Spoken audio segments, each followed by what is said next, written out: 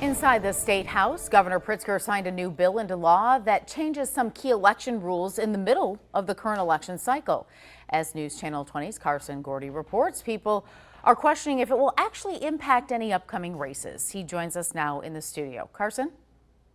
This change could potentially affect up to 60 races for the general election this year. Dozens of races could have elections with candidates running unopposed this cycle.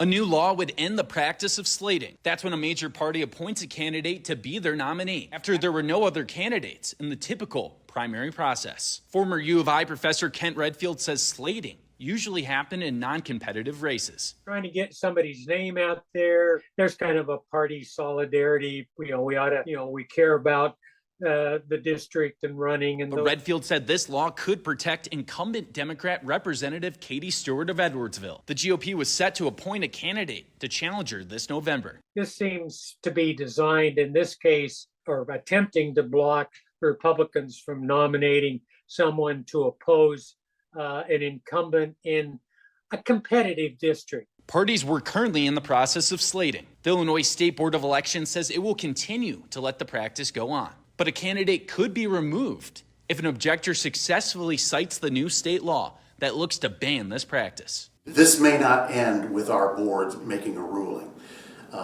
In this type of situation, you more than likely would have the losing side then going to court to reverse our board's decision.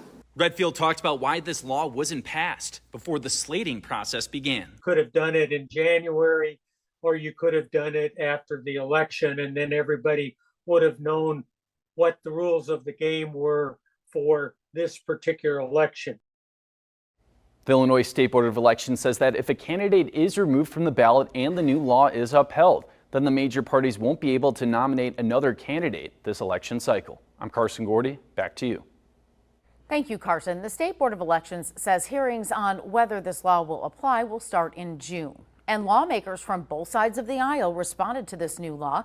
Republican State Senator Steve McClure said in a statement in part, quote, "This bill is a campaign donation to every incumbent senator and representative that's on the ballot across the state." While Senate Democrat Don Harmon said yesterday, quote, "People who want to run for office should face the voters before they're the nominee of a major political party." Thanks for watching. Stick around by subscribing today and don't miss a single video.